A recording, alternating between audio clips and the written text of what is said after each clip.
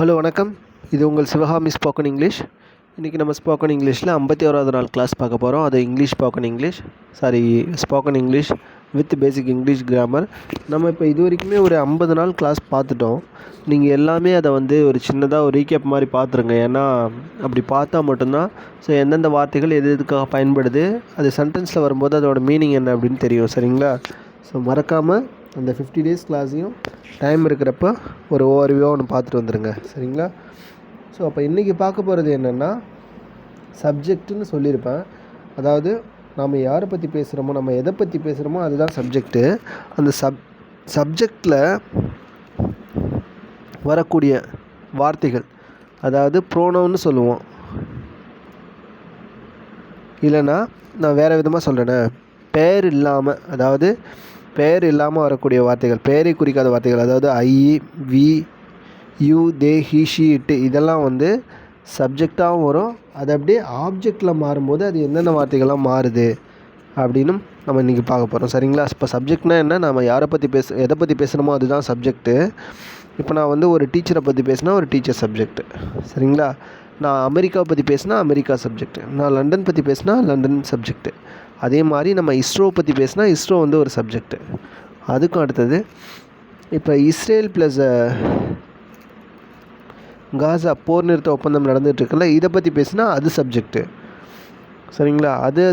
இதுக்கு அடுத்ததாக நம்மளோட கவர்மெண்ட் ஆஃப் இந்தியா, நம்ம இந்தியன் கவர்மெண்ட் ஏதாவது புதுசாக ஒரு சட்டம் கொண்டு வராங்க, நான் அந்த சட்டத்தை பற்றி பேசுகிறேன்னா அது சப்ஜெக்ட்டு.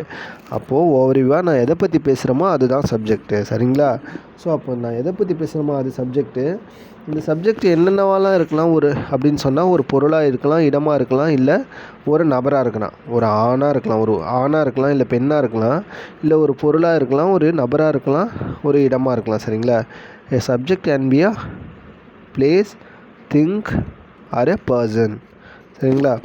அப்போ அதுக்கு அடுத்தது என்ன வரும், ஒரு சென்டென்ஸில் சப்ஜெக்ட்டுக்கு பக்கத்தில் வெர்பு வரும். சரிங்களா? அப்போ அந்த வெர்பு வரும்போது, அந்த வெர்ப்னா என்ன அப்படின்னு பார்த்தோன்னா, வெர்ப்னா ஒரு செயலாக இருக்கும். சரிங்களா? செயலாக இருக்கும்.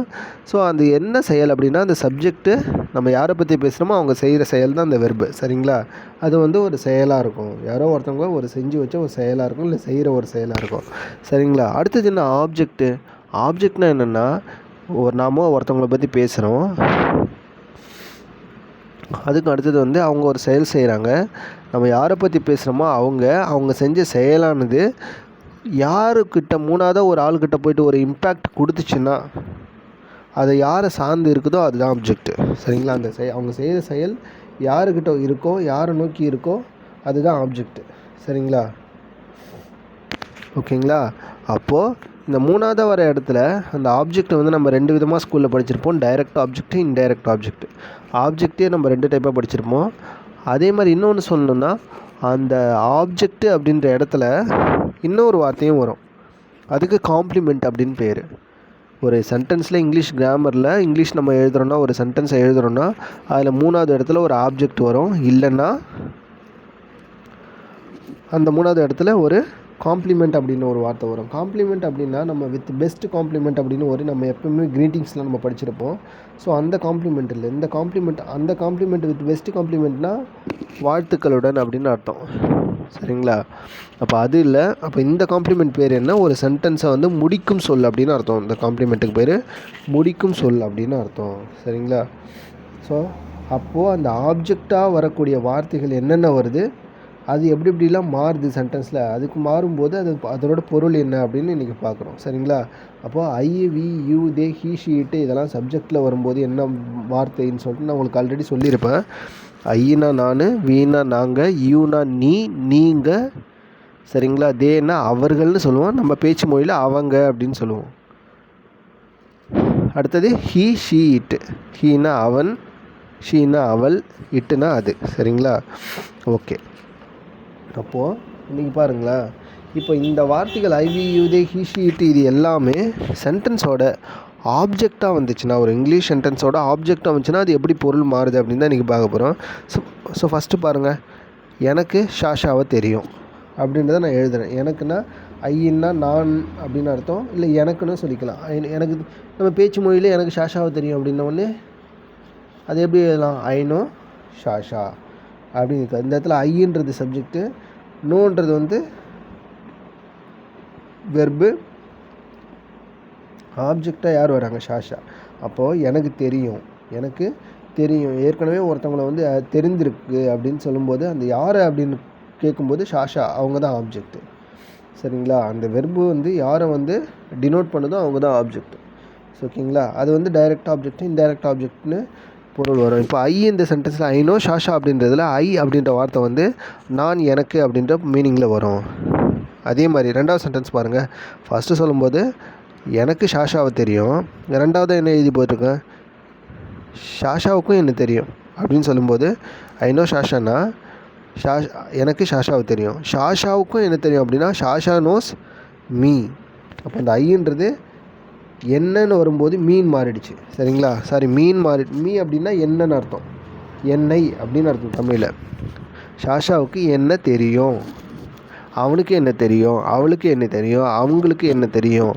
அப்போது என்னை அப்படின்னு வரும்போது அது என்ன மாதிரி மீனிங் வரும் அப்படின்னா மீ அப்படின்ற வார்த்தையை பயன்படுத்தணும். அது என்ன அப்படின்னும்போது எனக்கு தெரியும். இங்கே பாருங்களேன், இப்போது எனக்கு ஷாஷாவை தெரியுன்றதுக்கும் ஷாஷாவுக்கு என்னை தெரியும் அப்படின்றப்போ இந்த எண்ணெய் அப்படின்றது தான் நம்ம மீ அப்படின்ற ஒரு வார்த்தை. உதாரணத்துக்கு பார்த்திங்கன்னா அவங்களுக்கு என்ன தெரியும், அவனுக்கு என்ன தெரியும், உங்களுக்கும் என்ன தெரியும், யூ நோ மீ அப்படின்னு சொல்லிக்கலாம். தே நோ மீ அப்படின்னு சொல்லலாம். அவங்களுக்கு என்ன தெரியும், ஷீ நோஸ் மீ. அப்போ அவளுக்கும் என்ன தெரியும், ஹீ நோஸ் மீ, அவனுக்கு என்ன தெரியும். அடுத்தது தே நோ அஸ் அப்படின்னா அவங்களுக்கு தே நோ தான் சொல்கிறேன், நோ சொல்ல. தே நோ அஸ்னா அவங்களுக்கு என்ன தெரியும், அவங்களுக்கு தெரியும் என்னென்னா எங்களை. தே நோ அஸ் அப்படின்னு சொல்லிக்கலாம். Use as. சரிங்களா? ஓகே. அதுக்கு அடுத்தது இப்போ ரெண்டுத்துக்கும் வித்தியாசம் புரிஞ்சுச்சா? அப்போ ஐயன்னா சப்ஜெக்டில் ஒரு வார்த்தையினுடைய முன்னாடி வரும், அது சப்ஜெக்டாக வரும். மீன்றது ஆப்ஜெக்டில் வரும். எப்போவுமே மீ, ஹெர், ஹிம், தெம்மு இந்த வார்த்தைகள்லாம் வார்த்தையோட முதல்ல வராது. இது வந்து ஒரு ஆப்ஜெக்டாக மூணாவது இடத்துலையோ இல்லை வார்த்தையினுடைய கடைசியில் தான் வரும், அடுத்தடுத்த பார்ட்டில் தான் வரும். சரிங்களா? அப்போ ஷாஷாவுக்கு என்ன தெரியும் அப்படின்னும் போது ஷாஷா நோஸ் மீ. சரிங்களா? பாருங்களேன், ஐ நோ ஷாஷா எனக்கு ஷாஷாவை தெரியும், யூ நோ ஷாஷா உனக்கு ஷாஷாவை தெரியும், வி நோ ஷாஷா எங்களுக்கு ஷாஷாவை தெரியும்,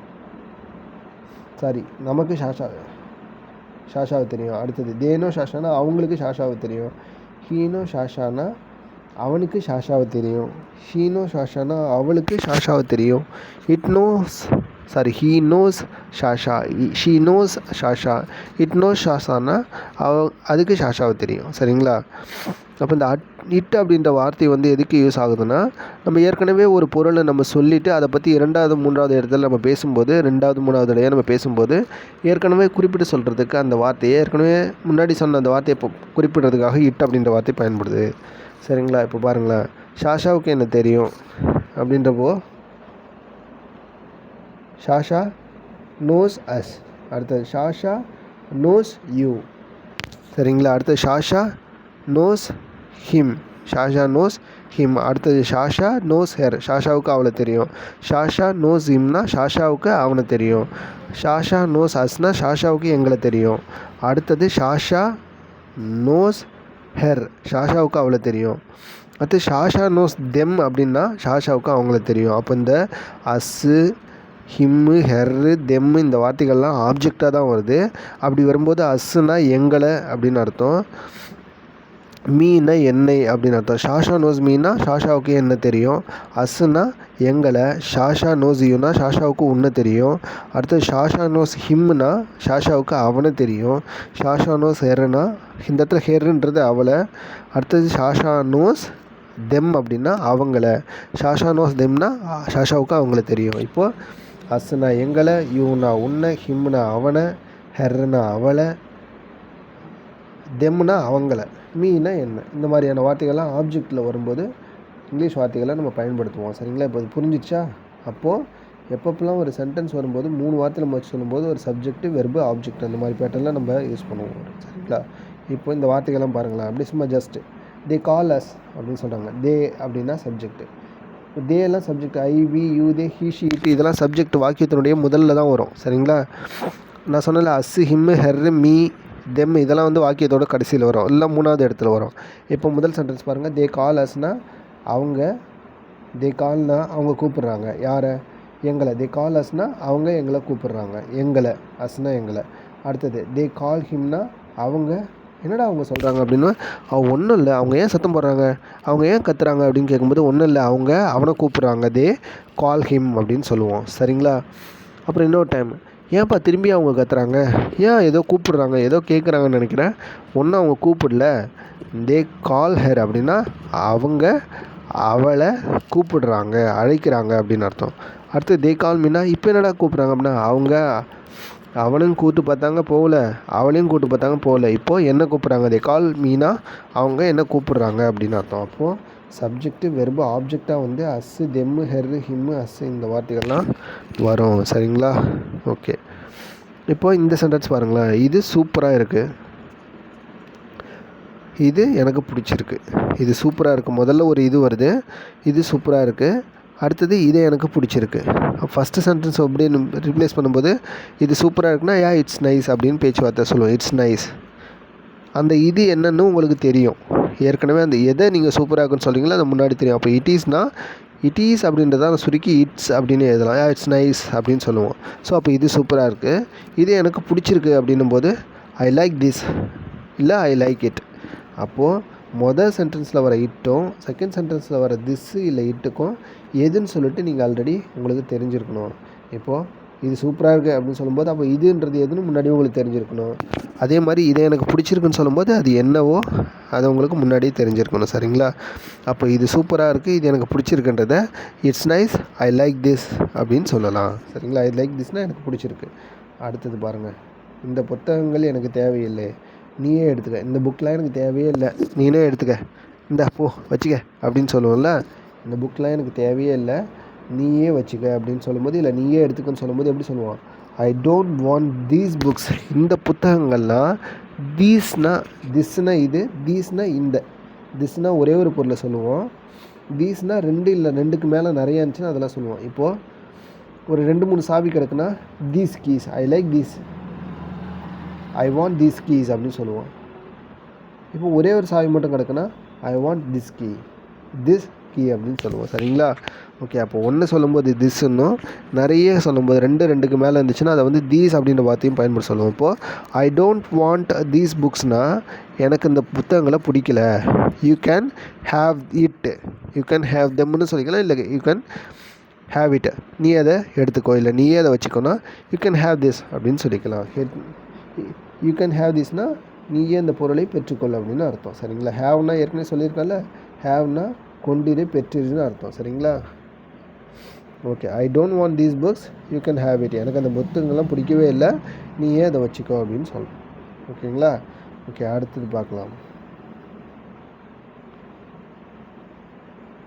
இப்போ பாருங்கள், நான் டீ குடிக்கிறதே இல்லை, அது எனக்கு பிடிக்காது. நான் டீ குடிக்கிறதே இல்லை, அது எனக்கு பிடிக்காதுன்னா அது எனக்கு பிடிக்காது. அப்போ அந்த அதுன்றது எதை மென்ஷன் பண்ணுது, டீ.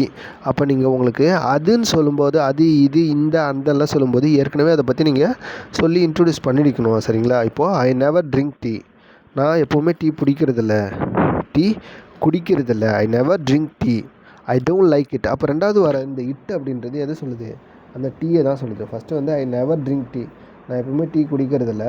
ஐ டோன்ட் லைக் இட்னா அப்போ டோன்ட் லைக் இட்டு, இந்த இட்டுன்றது வந்து எதை குறிக்குது, அந்த டீயை குறிக்குது. அப்போ இட்டு, திஸ்ஸு, தட்டு, தோசு, தீஸு இதெல்லாம் வந்து முதல்ல அது என்ன நம்ம சொல்கிறோம், இந்த வார்த்தைகள்லாம் எதுக்கு பயன்படுன்னு சொல்லிட்டு முன்னாடியே அதை சொல்லியிருப்போம். சரிங்களா?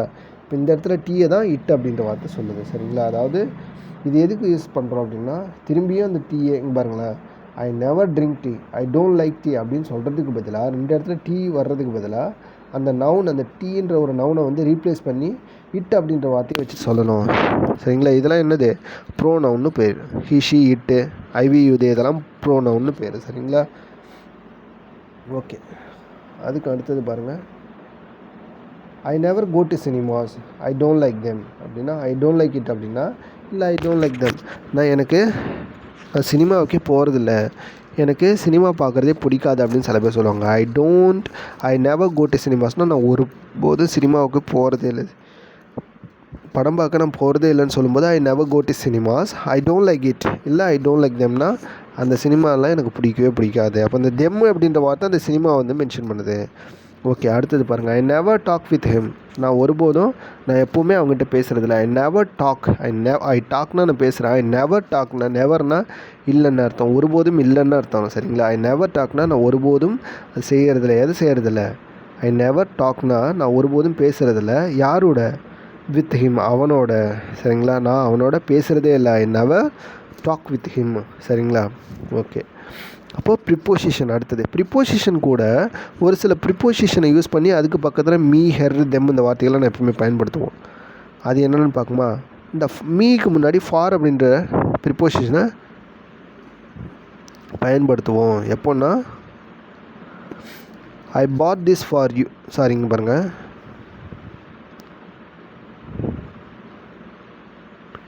இப்போது ஃபஸ்ட்டு ஒரு இந்த ஃபார் மீ மட்டும் ஃபஸ்ட்டு சொல்கிறேன்.